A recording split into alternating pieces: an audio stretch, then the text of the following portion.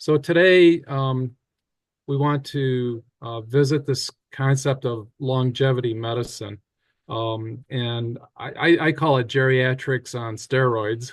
And don't quote me on the steroid part because you don't want to use steroids for longevity. But the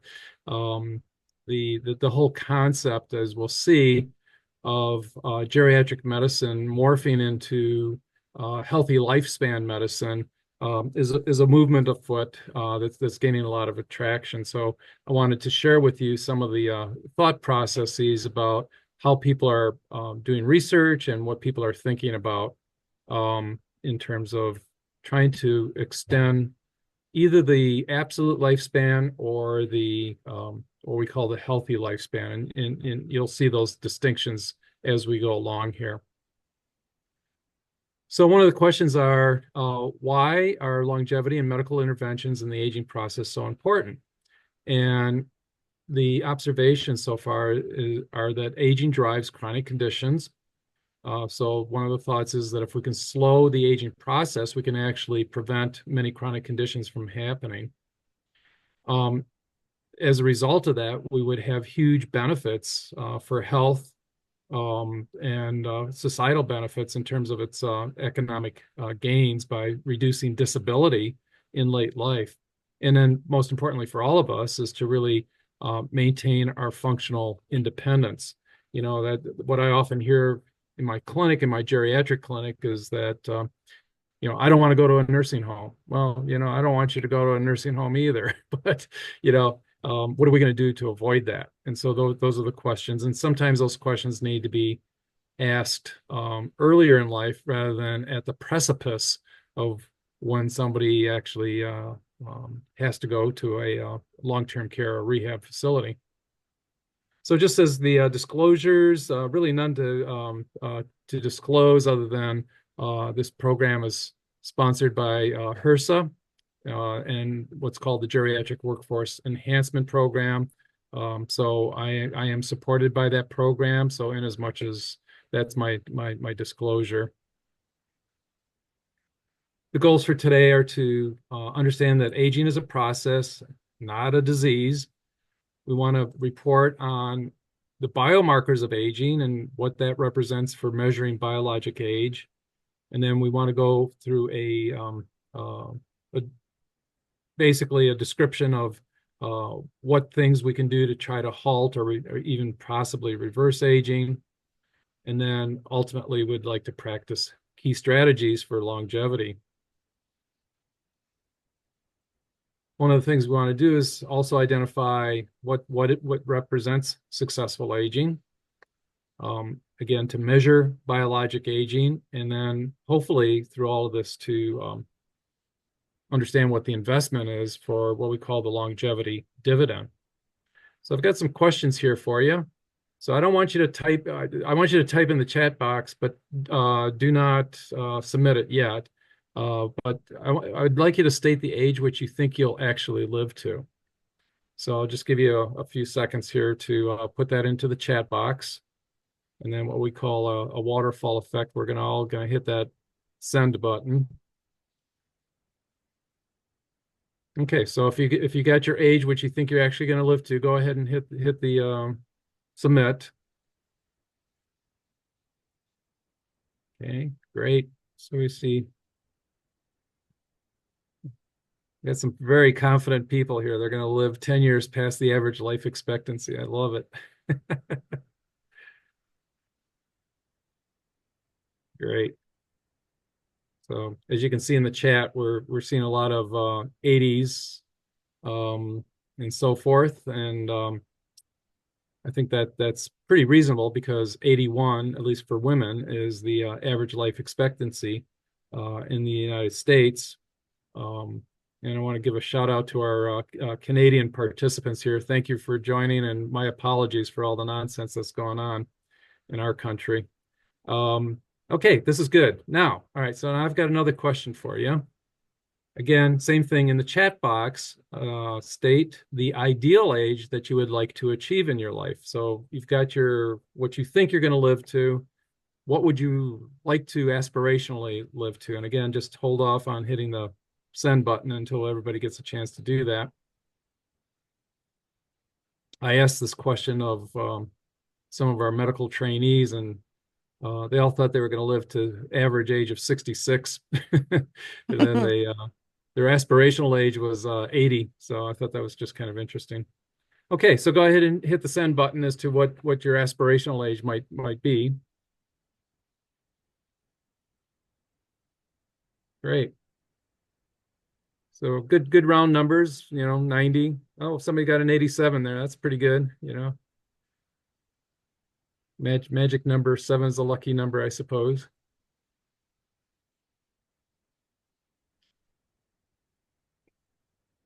Perfect. Yeah. Okay. So we see a wide range. Some people have their expected age superimposed on their ideal age. So that's fair enough. And at some point it'd be nice to have a conversation about what that really means. Um, so the big question is really what is aging? I mean, we all know we get older, but in terms of defining differences between the aging process and disease in late life, it's important to kind of get this understanding. And the big issue with aging is really a functional decline. So that functional decline can be represented by many things. It could be increasing muscle weakness. It could be um, just a generalized slowness. The other point, it could be a loss of resiliency or our ability to adapt. And then it also can be represented by an accumulation of chronic conditions. So you can see the graph here that as we get older, it's a 3D graph that the resiliency in this particular case, sort of if you follow those black lines in the middle here, on the dotted lines, this is how the resiliency goes down as we have illnesses as we get older, right? And so that sort of zigzag back and forth is that we maybe get COVID and we get knocked out for a while and then we recover. Maybe we don't recover 100%. Some people I find, have post-COVID, long COVID syndrome.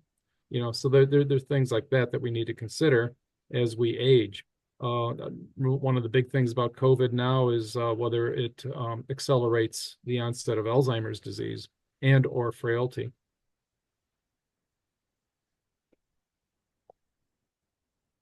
Okay, so we can also view the aging process in terms of successful and accelerated aging. So this is a graph that pretty much represents those elements. The red line, shows us what we can consider for usual aging, and the y-axis is the functional changes, right? So you could use gait speed is a good one, right? So as people get older, their gait speed tends to slow down. I've mentioned this previously when I have a walking date with my wife. She keeps saying, "Why do you walk so fast?" And I said, "Well, people that walk slow might get Alzheimer's." And next thing I know, she's turbocharged, flying right by me.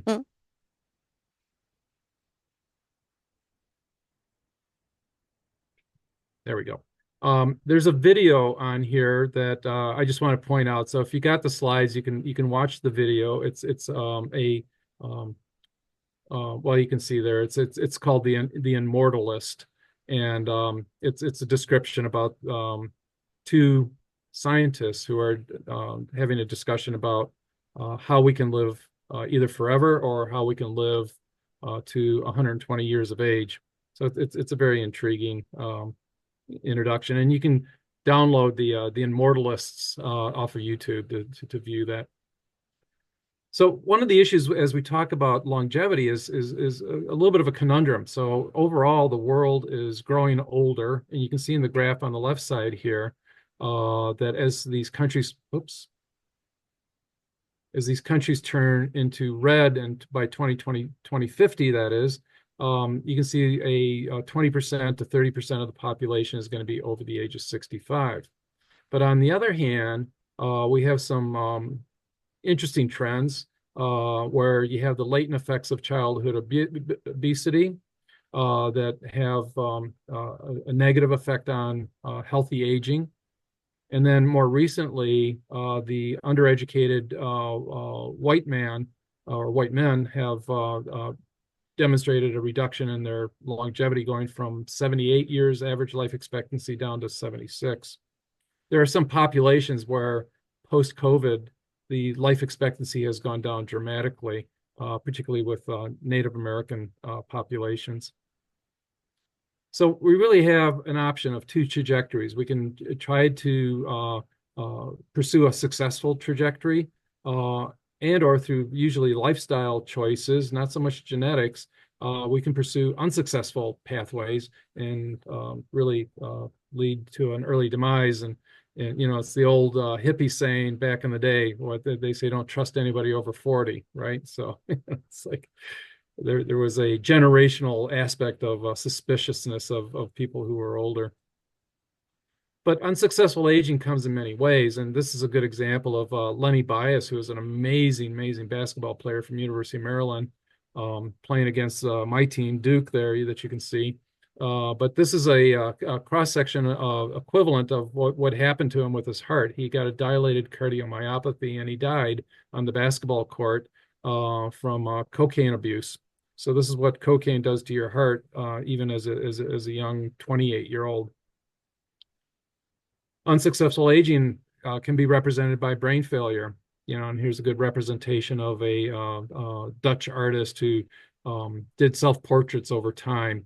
And you can see with his dementia how they got more and more distorted, visual spatial distortion. So visual spatial distortion is one of the elements of progressive dementia. I would argue that unsuccessful aging also involves psychosocial issues. Maybe at the furthest extreme is destitution, where people are left alone and neglected. But there are gradients, the 50 shades of gray in between all of that. And it turns out that some studies suggest that socialization is perhaps the most potent longevity elixir of all the things that we can consider. So that leads to the question of what is successful aging, and I hoping that I convey that it's multi-dimensional. It leads to functional independence, a healthy brain, and strong psychosocial integrity. So we see a lot of centenarians that are physically robust.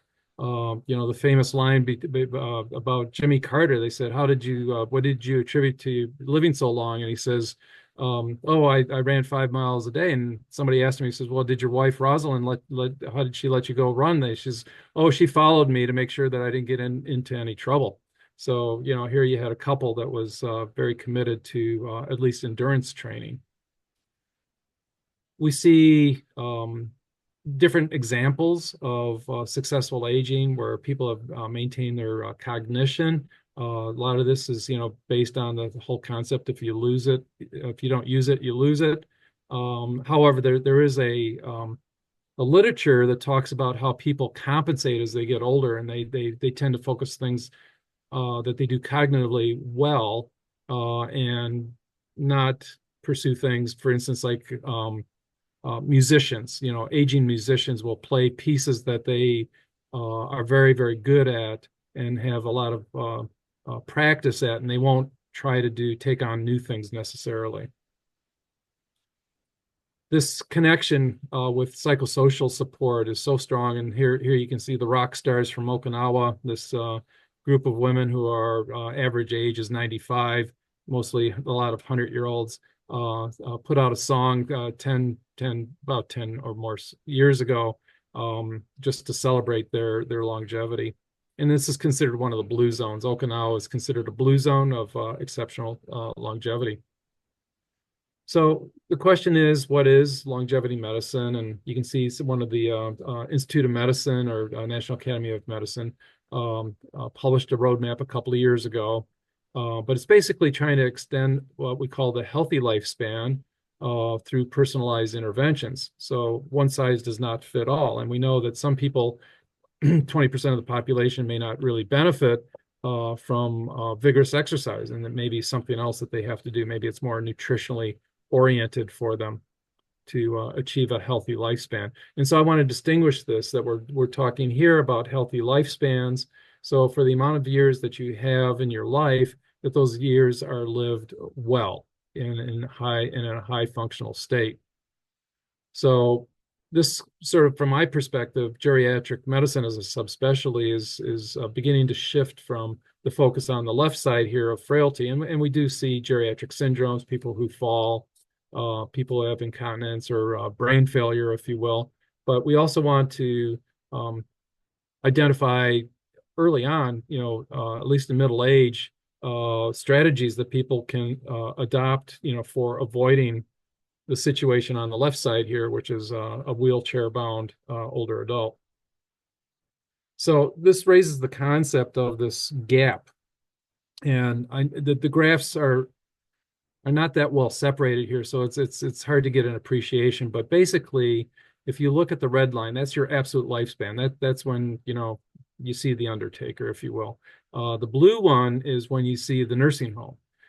So the functional status, the gap between that blue line and the red line, is that period of time in our life that we don't really think about, quite honestly. We don't think that we're going to become functionally impaired, but assuredly, all of us will. The question is whether that functional impairment is going to be 5 years or whether it's going to be 6 months or less, right? And so people that tend to live to 100 years of age tend to have not as long of a functional decline as people who have maybe multiple chronic conditions, such as heart failure, COPD, which is kind of a languishing, drawn out process of functional disability. So we want to ask, what are these determinants of successful aging?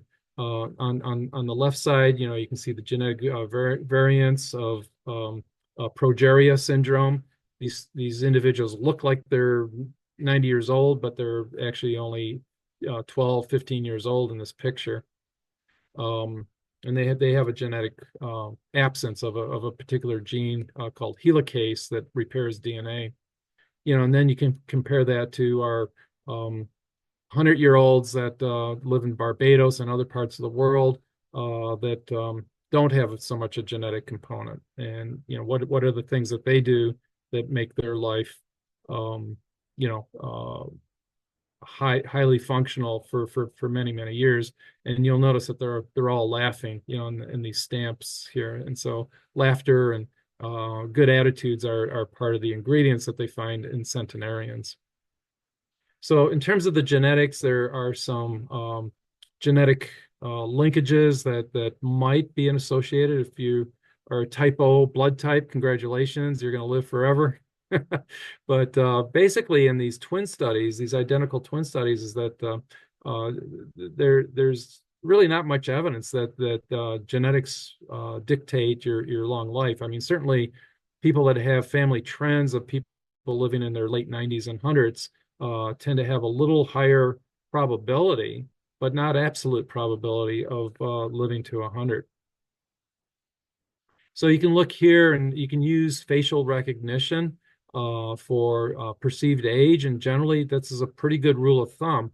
So if the person in this first set, A and B, the person on the left was thought to be 64 years old on average, and you can see the range by which people guessed her age.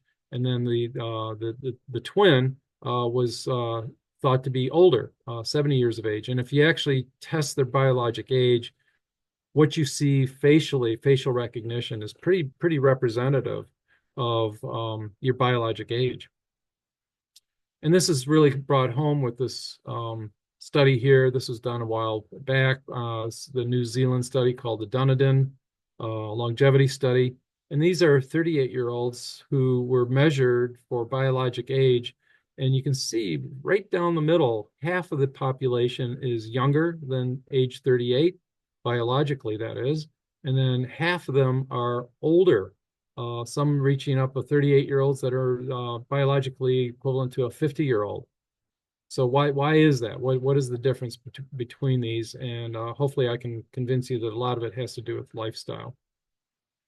So biologic age itself is a concept where we measure physiologic function relative to no one declines with age. And where do you fit on that scale? We know that a younger biologic age, generally, without trauma, motor vehicle accidents, all those other calamities, usually correlates with a lower morbidity and lower mortality risk. So the younger you are, the better off you are in terms of avoidance of chronic conditions and a higher probability of living beyond the average life expectancy. So there's different kinds of risk assessments, right? So for chronic disease, I mean, many of us have had hemoglobin A1Cs, right? What is your risk? And maybe you're pre-diabetic if you have a certain level. Lipid panels, maybe you're on the borderline of, hypercholesterolemia and so forth. But each of these tests are associated with some chronic disease, whether it's cardiovascular disease, kidney disease, lung disease, hypertension, and so forth. Now, it turns out the biologic age takes all of these different kinds of tests and can assess them according to age-dependent changes. So we know that with age, cholesterol increases. We know that kidney function declines with age, for just normal aging. And so we can put all these into a composite score and estimate biologic age. So the important thing is that, you can say, oh, all my blood tests were normal. That does not necessarily mean that they're optimal, right? So if I have an LDL cholesterol level of 75, that's normal, right? So, I should be happy with my statin, but it turns out that the absolute risk factor is decreased with a level below 50 and maybe closer to 25. So I don't have optimal LDL levels in my blood. So there's a variety of ways that we can assess biologic age. One of the famous ones came out with Dr. Horvath and his epigenetic clock. So basically, you get a little swab of your cheek epithelial cells, and they can measure the methylation pattern that occurs, and it's pretty accurate for identifying biologic age. Others have used telomere length, and again, that could be done by a swab or the white blood cell count. There are a variety of protein markers and metabolic markers that people use, and that's why a lot of times we use the blood test, just normal blood counts for serum chemistry and for the white blood cells and hemoglobin. Some people use immune system metrics such as interleukin-6 and panels of cytokines. They look at the extinction of naive T cells. And then there's other types of markers such as gait speed. We know that VO2 max declines with increasing age. So here I've just made a composite of all these different markers. I just want to bring your attention to the right-hand column here. This is the what we call the DAHNI, DAHNI index. This is, and you can see all the different blood tests that we use. And this is done at University of North Dakota in collaboration with a group in South Korea.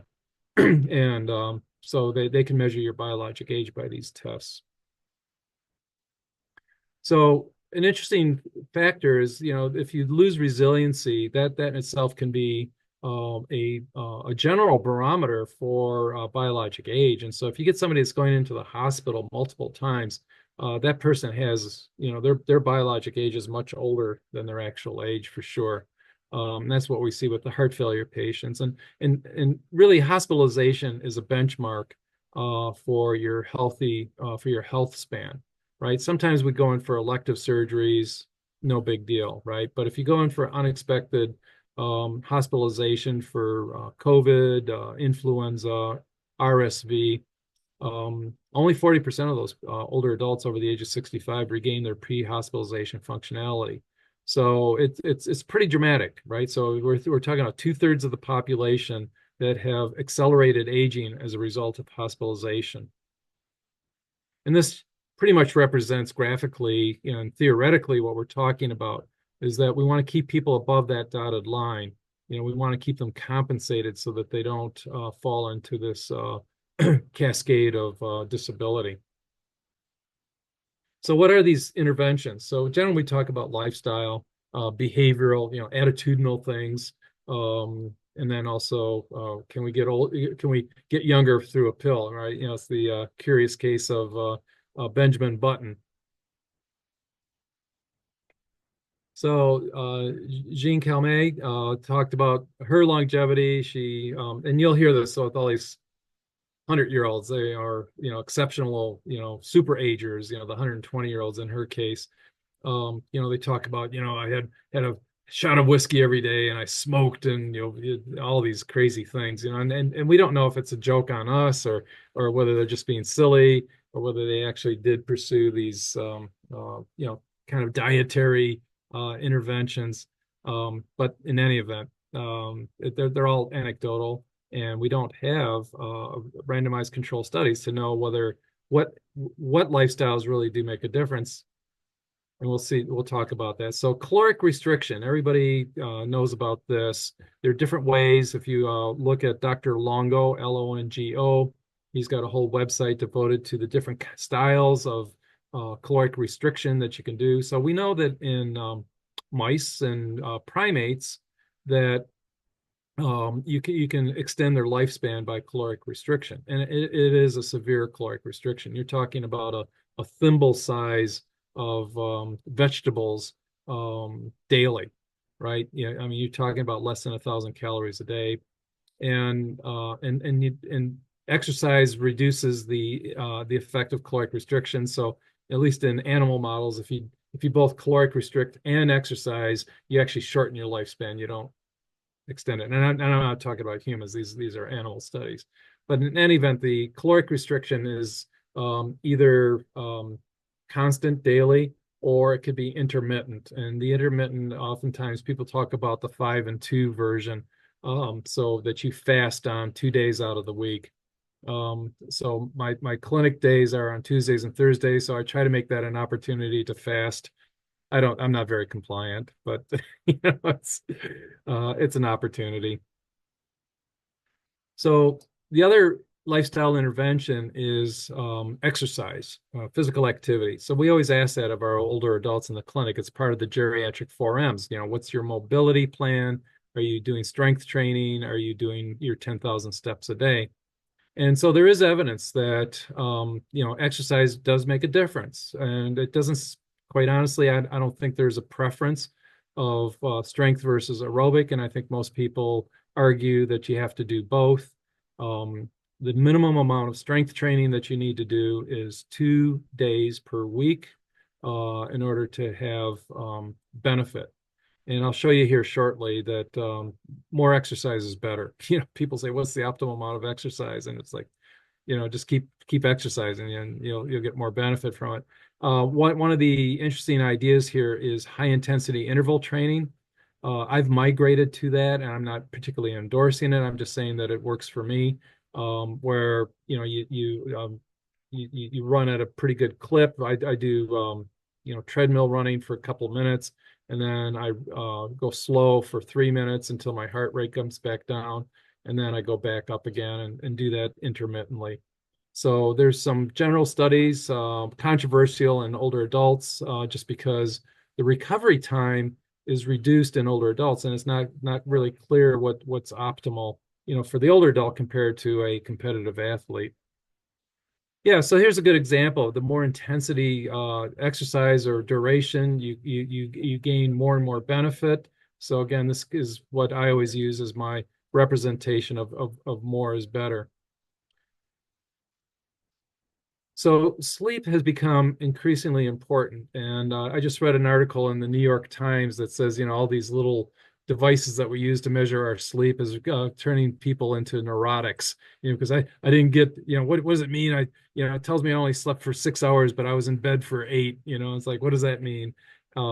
So there's a lot of anxiety about, sleep optimization, but there is evidence that if you have regular restful sleep, that you can either slow the epigenetic clock, or in some cases reverse it.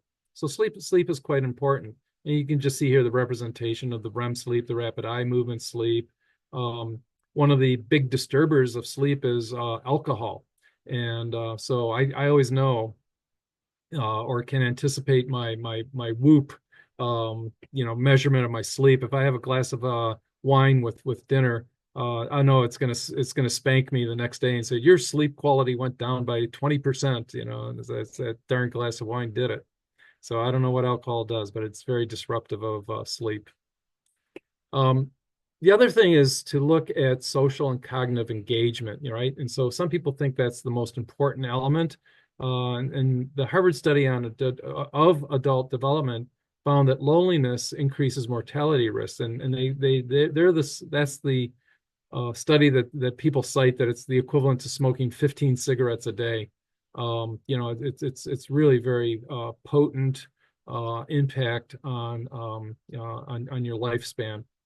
And so people liken it to, increasing stroke and heart disease from the American Heart Association, as well as the Harvard study that showed the increase of premature death for people that are isolated or lonely. So that's why we kind of try to include, not kind of, we try to include measurements of loneliness in our geriatric evaluations, particularly in my clinic here at Sanford Fargo.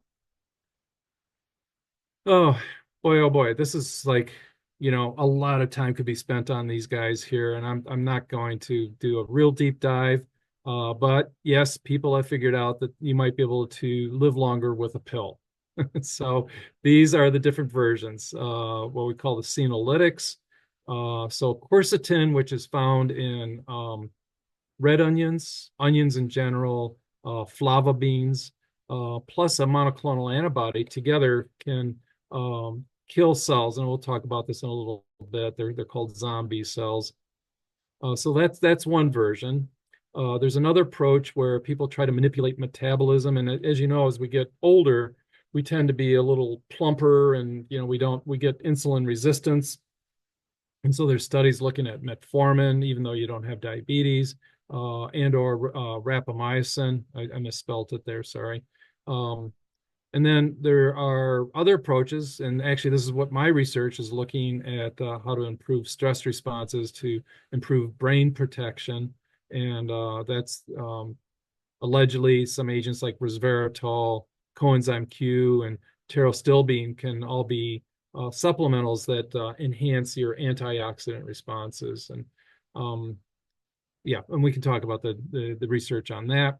And then finally, I'm a big proponent of turmeric, and again, not to endorse it for people, but just that there are research studies that show that anti-inflammatory approaches with turmeric not necessarily prolongs longevity in humans so much as it's a good supplement for osteoarthritis, at least of the knees. So there's pretty reasonable research that shows that turmeric at high enough doses is equivalent to the Motrins and the Aleves of the world, for reducing osteoarthritis in the knees.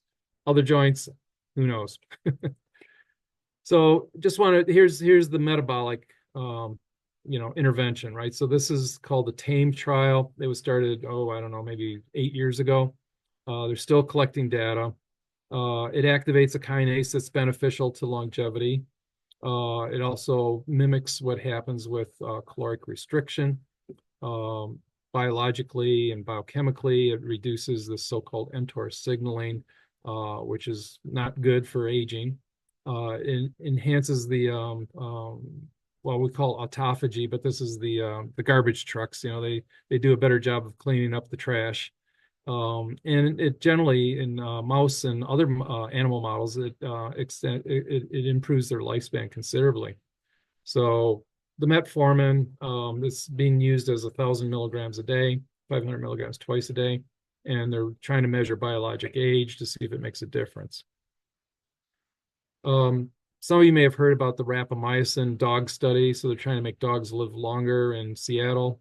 But basically, these are targeting another enzyme pathway, and this particular something that was used for cancer treatment was discovered to extend animal lifespans. And again, it has similar properties to the metformin, where it reduces what we call cell senescence, or these aged cells. It improves the garbage collection and disposal. Importantly, it improves mitochondrial function, which might give a little bit more energy. There was a non-government funded Pearl trial that suggested it might benefit women more than men. And there's some evidence in other studies that shows that rapamycin might improve immune function. And currently the dosage is once weekly, and it seems to be safe, at least from preliminary data from the study that I cited here. But there's not a lot of research going on with that beyond that. So this is the so-called zombie cell execution. You know, they've got these what are called senescent cells. You can see on the right side here, these green guys. These are the zombies. They stop dividing in cell tissue, whether it be in the brain or in the lungs, heart, muscle. And once they reach the state called the senescent state, they then start spewing cytokines and inflammatory factors. And so that in itself is part of what we call the inflammaging. And so there's been studies that are trying to target these accumulated senescent cells.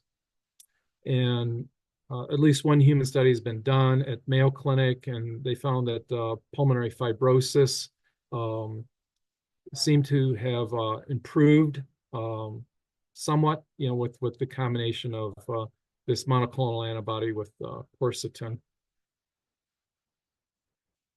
This is one of my favorites, is resveratrol, you know, because that's the stuff you find in red wine and grape leaves, or not grape leaves, grape skin. So this is good news, bad news. It's, well, you know, red wine has resveratrol in it. It does not have enough resveratrol to make a difference in longevity. And like I say, alcohol tends to be a sleep disruptor, so there's probably, you know, counterbalancing effects of alcohol, or at least wine. But resveratrol supplementation in animal studies suggests that it can prolong lifespan by 25 to 30%. It does a lot of metabolic good stuff. It reduces, you know, or improves insulin responsiveness. This enzyme called SIRT1 is an acetylase, or a deacetylase rather, that goes down with aging. And this supplement helps boost it back up. So that's good. And there's in some human studies that shows that it helps in prediabetes, and that it could have other benefits in menopause. This has caught a lot of attention too. This is a vitamin B precursor. It's called nicotinamide riboside. Several studies show that it's safe, and you can basically, the idea is that you're going to ramp up the energy stores in your muscle. So this is, you know, the mitochondria make the energy for our body, and the mitochondria need NAD, and NAD goes down with aging, and so the supplement helps elevate it. It's very proportional to the amount of supplement you take. And you know, the question is whether you get stronger muscles as a result of that. And and so the research is unknown. One comment, there was one study that showed that this supplement improved endothelial compliance, and so that's the stiffness of the blood vessel, and that potentially could be a good thing, but we don't know the long-term benefits or side effects of this B complex. You know, it's a B1 supplement. So we know some things that don't work, and that includes vitamin D supplementation. You know, in terms of it's good for the bones, and we have to make sure that we get enough vitamin D in our system, but it really does not prolong life. Multiple vitamins and antioxidants don't seem to have much impact. And then there's been some research on these so-called telomerase activation medications, and they don't seem to really do much in terms of improving the chromosome length, you know, in our cells. Although I can tell you that things like smoking and inactivity do reduce the telomerase, or the telomere length, and so that is an aging accelerant. And just to share with you some of the emerging research, there's a lot of wild stuff going on. They've got different kinds of cellular reprogramming at the top here. You may have heard about CRISPR, which is an enzyme that reshapes the your genetic material. Can replace bad genetic material with good genetic material. Um, People are looking at so-called epigenetic reprogramming so that the methylation of the DNA gets a more youthful pattern. This concept of parabiosis, where it's somewhat parabiosis is somewhat occurs with childbirth, where the mother uh, ends up getting through the process of childbirth will get some fetal stem cells circulating in their body, and that it's thought to be somewhat of a parabiosis process that helps repair the woman's body postpartum. Um, Although some people claim that birth was not so much a rejuvenation of their bodies whatsoever. So arguably that there may not be a sufficient parabiosis to help out. There's artificial intelligence approaches towards identifying biomarkers that can lead to personalized longevity treatments. That really intrigues me, in trying to learn more about that. There's some senolytic drug trials, again, looking at even menopause and extending menopause to a later time point through these senolytic therapies. So just some really interesting twists as to how how the research is moving in this area.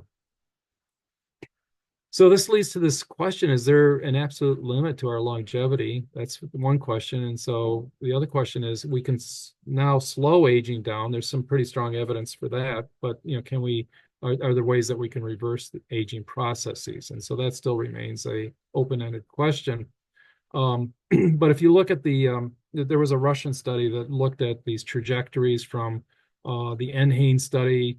The Gerolong study was a Russian study in purple there, and they did these estimates of trajectories, and they're claiming that if you extended lifespan, that there would be a limit somewhere between 120 and 150 years of age.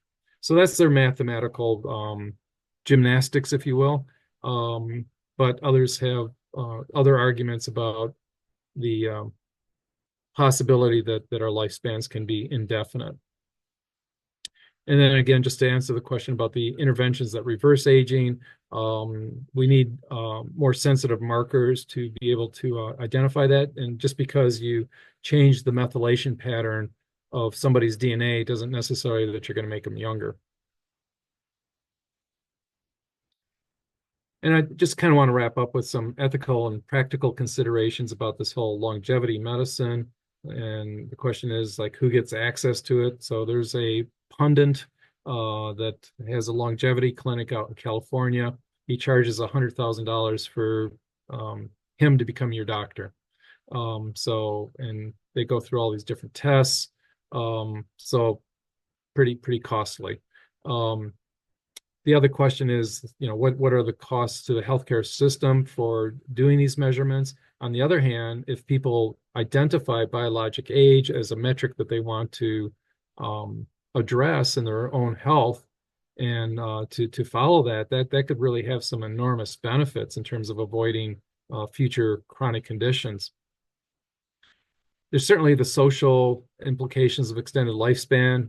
I was kind of the fly on the wall at a older adults philosophy club in East Grand Forks, sponsored by University of North Dakota. And the question came up, if what would living to the year 300, if you were 300 years old, what would that look like? And uniformly, nobody wanted to live to 300 years of age. So philosophically, they rejected the whole question. But again, if you get people that are living into 110, 120, are they going to do so robustly or maybe not so much? And so there's going to be costs of dealing with people that are functionally impaired. The other part of this is, I've given you somewhat of a positive view of longevity medicine. There are people who have a more pessimistic view of it. and are a little bit more sarcastic. And it's always this, scientific rigor versus the public hype behind longevity interventions. And if you Google or ChatGPT, have a conversation, and ask about um, longevity interventions, you'll get a whole slew of things that are considered, you got to do this or you're not going to, live long. So I just want to summarize, is that biologic age and the rate of aging, we can now measure those. So far, the things that we know about reversing or slowing the aging process down are nutrition, the Mediterranean diet, and a variety of other diets have been found to improve longevity, as well as caloric restriction. We know that physical activity is probably the most important intervention for us to do, and possibly some of these supplements may or may not have an impact. And again, we don't know if they're actually antagonistic too. So if you take two supplements, are they both working with each other or against each other? So eventually, we want to have prescriptions for healthy lifespans, and this should be through precision medicine or personalized medicine. And really, the what we call the longevity dividend is meant to try to reduce chronic disease and disability in late life. And I just want to point out my grandson here, who's part of his generation. Currently we have 1 in 1,000 uh, um, probability of living to 100 years of age, and this little guy's generation is going to be more like 1 in 100. So we are moving the needle towards longer and healthier lifespans, but still a lot of research needs to be done.